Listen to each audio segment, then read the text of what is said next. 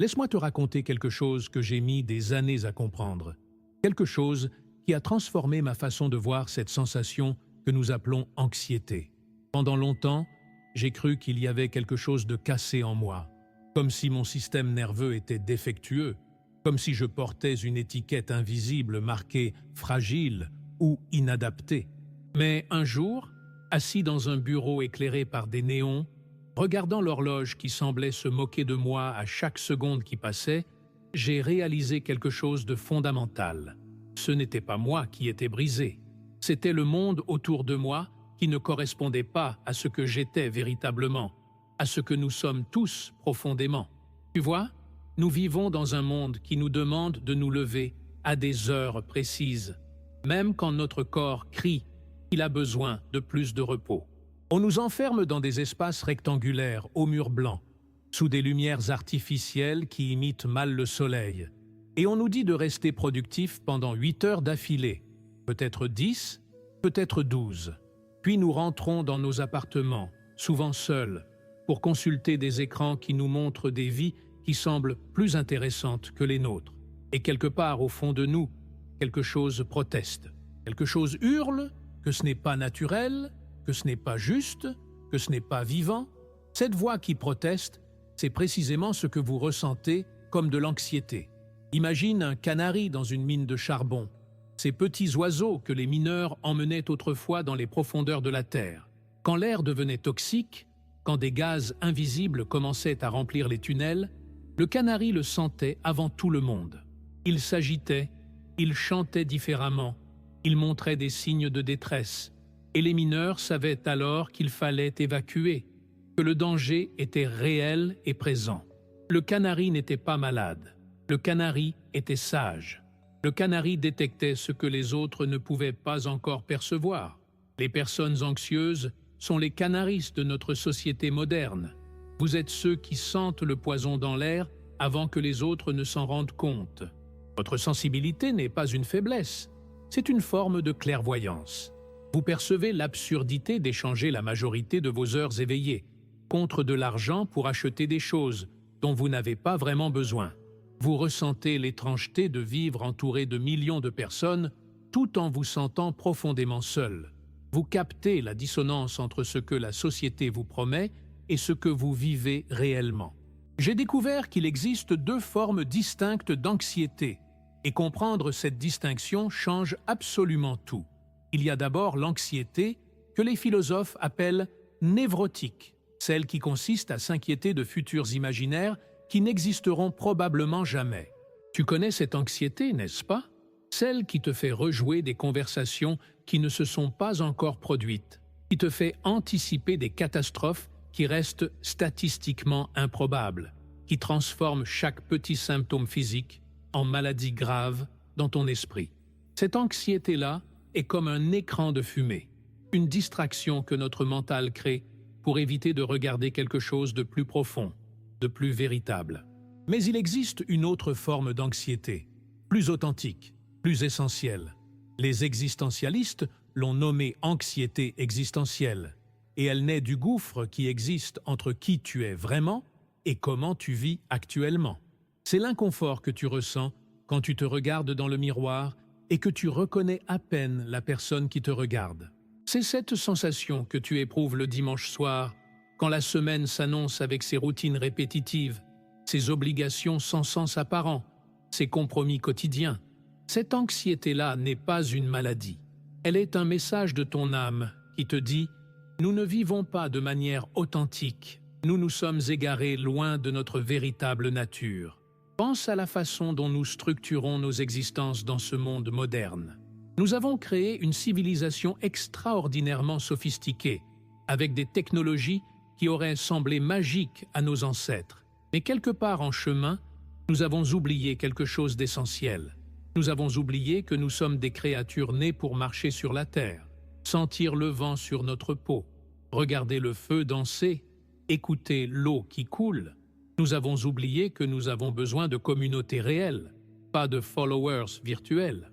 Nous avons oublié que nous avons besoin de rythmes naturels, pas de calendrier Outlook optimisé à la minute près. Les gens passent leur journée assis, immobiles, regardant des écrans lumineux qui fatiguent leurs yeux et fragmentent leur attention.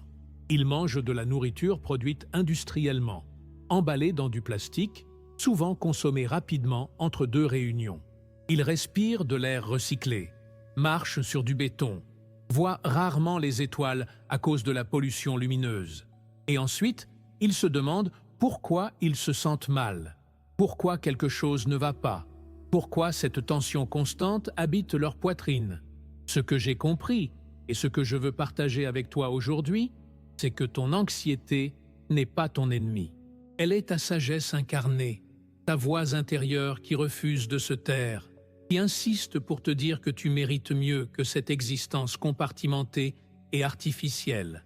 Quand tu ressens cette boule au ventre, quand ton cœur s'accélère sans raison apparente, quand tu as cette envie irrépressible de fuir, ton corps te parle. Il te dit « Ceci n'est pas aligné avec ce que nous sommes. Ceci n'est pas naturel. Ceci n'est pas vivant. » Prends un moment maintenant. Vraiment, je t'invite à faire une pause. Si tu regardes cette vidéo, arrête-toi quelques secondes et pose-toi cette question. Quand as-tu ressenti de l'anxiété pour la dernière fois? Non pas pour l'analyser ou la juger, mais simplement pour reconnaître sa présence. Et si cette réflexion résonne en toi, si ces mots touchent quelque chose de vrai dans ton expérience, alors deviens membre de cette communauté en t'abonnant à cette chaîne. Mais fais-le seulement si tu sens qu'ici, nous explorons ensemble des questions qui comptent vraiment. Partage également dans les commentaires une seule phrase, la plus honnête possible, qui décrit ce que l'anxiété essaie de te dire en ce moment. Pas un essai, pas une explication élaborée, juste une phrase brute et vraie. Il y a quelque chose de fascinant dans l'histoire humaine que nous avons tendance à oublier. Dans les sociétés traditionnelles, partout dans le monde, des forêts d'Amazonie aux steppes de Mongolie, des villages africains aux tribus du Pacifique, les individus hautement sensibles occupaient des places d'honneur. Ceux qui ressentaient les choses plus profondément, qui percevaient les énergies subtiles, qui captaient les tensions dans le groupe avant qu'elles n'explosent. Ces personnes étaient reconnues comme des chamans, des guérisseurs, des sages. Leur sensibilité était considérée comme un don, une capacité précieuse qui servait la communauté entière. Aujourd'hui, ces mêmes traits sont pathologisés.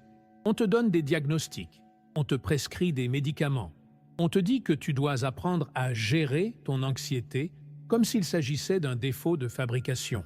La société moderne a décidé que la personne idéale est celle qui ne ressent pas trop, qui ne questionne pas trop, qui s'adapte facilement aux routines absurdes, qui reste productive même dans des environnements qui étouffent l'âme. Mais peut-être que le problème n'est pas avec les canaris qui détectent le poison. Peut-être que le problème est avec la mine elle-même. Observe un enfant en bas âge. Vraiment, regarde-le vivre. Un enfant de 2 ans, 3 ans, avant que l'école et la socialisation ne commencent à mouler sa nature spontanée. Cet enfant vit entièrement dans le moment présent. Quand il joue avec une concentration totale.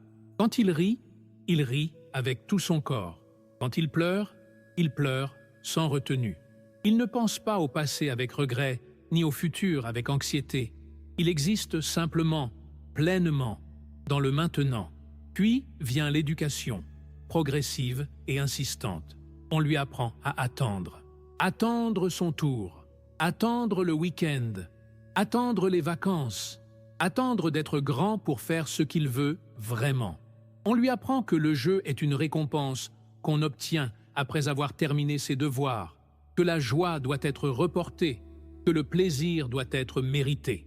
On lui apprend à optimiser son temps, à être productif, à se comparer aux autres. Et progressivement, cet enfant qui vivait naturellement devient un adulte anxieux qui a oublié comment simplement être. Ce que tu ressens comme de l'anxiété n'est pas seulement une lutte personnelle, même si elle se manifeste de manière très intime dans ton corps et ton esprit. C'est aussi le symptôme d'une déconnexion collective, d'une fracture dans la relation entre l'humanité et le monde naturel, entre les individus et leur communauté, entre les gens et le sens profond de leur existence. Nous sommes une espèce qui a évolué pendant des millénaires dans des petits groupes, marchant pieds nus sur la terre, suivant les rythmes du soleil et des saisons, partageant des histoires autour du feu, connaissant chaque personne de sa tribu. En l'espace de quelques générations à peine, nous avons créé un monde radicalement différent. Un monde où beaucoup de gens ne connaissent même pas les noms de leurs voisins. Un monde où le travail est souvent abstrait, déconnecté de tout résultat tangible ou significatif. Un monde où nous avons remplacé les mythes partagés et les rituels sacrés par le consumérisme et le divertissement de masse.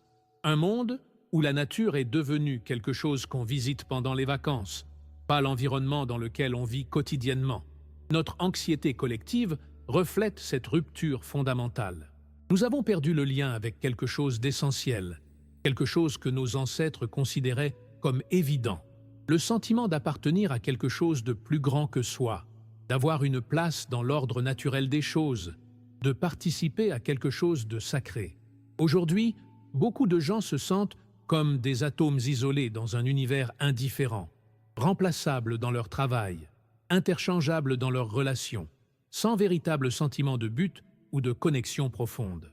Alors que faire avec cette anxiété qui te visite, parfois comme une vague douce d'inconfort, parfois comme une tempête qui te submerge? La réponse que je propose va à l'encontre de presque tout ce que la culture moderne te suggère. Ne cherche pas immédiatement à la faire taire. Ne te précipite pas vers la première solution qui promet de l'éliminer. Au lieu de cela, assieds-toi avec elle. Littéralement, trouve un endroit tranquille, assieds-toi et écoute ce qu'elle essaie de te dire. Je sais que cela semble contre-intuitif, peut-être même effrayant. Nous avons été conditionnés à fuir l'inconfort, à le médicaliser, à le supprimer avec des substances, des distractions, des stratégies d'évitement sophistiquées. Mais ton anxiété porte un message que tu as besoin d'entendre. Peut-être qu'elle te dit que tu passes trop de temps dans un travail qui ne nourrit pas ton âme. Peut-être qu'elle te signale que tu vis dans une relation où tu ne peux pas être authentique. Peut-être qu'elle te murmure que tu as abandonné des parties importantes de toi-même pour répondre aux attentes des autres. Quand tu commences à écouter vraiment, sans jugement, quelque chose de remarquable se produit. L'anxiété commence à se transformer. Elle ne disparaît pas nécessairement, mais elle devient moins oppressante, moins mystérieuse. Elle ressemble davantage à une boussole qu'à une prison. Elle te montre où tu vis en contradiction avec ta nature profonde, où tu as accepté des compromis qui trahissent ton intégrité, où tu as oublié ce qui compte vraiment pour toi. Cette boussole peut te guider vers une vie plus authentique, mais cela ne signifie pas que tu dois bouleverser toute ton existence du jour au lendemain. Les grandes transformations commencent souvent par de petits ajustements, des micro-changements qui semblent insignifiants mais qui, accumulés, reconfigurent complètement la qualité de ton expérience. Peut-être que tu commences simplement par marcher dehors 20 minutes chaque jour, sans écouteurs, sans destination, juste pour sentir le sol sous tes pieds et observer le ciel. Peut-être que tu décides de déjeuner sans regarder ton téléphone, en goûtant vraiment ta nourriture, en mâchant lentement. Peut-être que tu identifies une relation dans ta vie où tu portes un masque, où tu n'es pas vraiment toi-même, et tu prends le risque de montrer un peu plus de ta vérité. Pas toute ta vérité d'un coup, ce serait trop brutal, mais juste un peu plus d'authenticité, un peu moins de performance. Peut-être que tu regardes honnêtement ton travail et tu commences à chercher des opportunités qui correspondent mieux à tes valeurs, même si cela prend du temps, même si le chemin n'est pas clair immédiatement. Peut-être que tu reconnectes avec une activité créative que tu as abandonnée quand tu es devenu adulte, quelque chose que tu faisais simplement pour le plaisir, sans objectif de performance ou de productivité. Dessiner, écrire, chanter, danser, jardiner, construire quelque chose avec tes mains. Ces actes qui ne servent de rien d'autre que ta joie sont précisément ce qui nourrit l'âme et calme cette anxiété existentielle. Il y a aussi cette dimension essentielle de simplement être plus présent. La plupart du temps, nous vivons soit dans le passé, ressassant ce qui s'est passé, soit dans le futur, anticipant ce qui pourrait arriver. Nous manquons le seul moment qui existe vraiment, maintenant. Ton anxiété vit dans ce décalage temporel. Elle se nourrit de futurs imaginaires et de passer ressasser. Mais quand tu ramènes ton attention au moment présent, vraiment présent, l'anxiété perd son emprise. Elle ne peut pas survivre dans la pure présence. Je ne dis pas que c'est facile. Je ne prétends pas que tu peux simplement décider d'être présent et que soudainement toute anxiété disparaîtra comme par magie. Ce que je dis, c'est que tu as plus de pouvoir que tu ne le crois. Tu as la capacité de créer des espaces dans ta vie où tu vis de manière plus alignée avec ta nature profonde. Tu peux faire des choix, même petits, même apparemment insignifiants, qui honorent ton besoin de connexion, de sens, de beauté, de présence. Parfois, je me promène dans la nature, loin de la ville, et j'observe les arbres. Un arbre ne s'inquiète pas de produire assez de feuilles. Il ne se compare pas aux autres arbres pour savoir s'il grandit assez vite. Il ne ressent pas d'anxiété à propos de sa valeur ou de sa contribution. Il existe simplement, enraciné dans la terre, s'étirant vers la lumière, suivant les saisons sans résistance. Il perd ses feuilles en automne sans anxiété, sachant qu'elles reviendront au printemps. Il traverse l'hiver nu et vulnérable, mais pas effrayé, car c'est simplement la nature de son existence. Nous avons tellement à apprendre de cette sagesse naturelle. Ton anxiété est peut-être le prix que tu paies pour avoir oublié que tu fais partie de cette même nature, que tu es soumis au même rythme, que tu as besoin des mêmes éléments fondamentaux: lumière, air pur, connexion, mouvement, repos, sens. Quand ces besoins ne sont pas satisfaits, quand tu vis en contradiction avec ce que tu es essentiellement, l'anxiété apparaît comme un système d'alarme, te rappelant que quelque chose doit changer. La question n'est donc pas « comment puis-je éliminer mon anxiété ?», mais plutôt « qu'est-ce que mon anxiété essaie de m'enseigner ? Vers quelle vie plus authentique veut-elle me guider ?» Quand tu reformules la question ainsi, tout change. Tu passes du rôle de victime impuissante à celui d'explorateur curieux. Tu transformes l'ennemi en allié, le symptôme en message, la souffrance en sagesse. Alors, je t'invite à reconsidérer complètement ta relation avec cette sensation que nous appelons anxiété. Ne la traite pas comme une défaillance de ton système, comme une preuve que tu es cassé ou inadéquat. Reconnais-la pour ce qu'elle est vraiment, la voix de ton authenticité qui refuse d'être réduite au silence, qui insiste pour te rappeler que tu es fait pour une vie plus vivante, plus connectée, plus vraie. Écoute cette voix, honore son message, fais les petits ajustements qu'elle te suggère. Et progressivement, pas du jour au lendemain, mais progressivement, tu découvriras que tu peux vivre avec moins d'anxiété névrotique et avec plus de présence, plus de joie, plus de sens.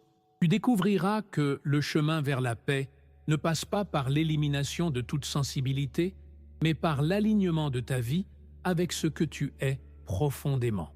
Si ce voyage résonne en toi, si tu sens que nous explorons ici quelque chose d'important, alors rejoins cette communauté.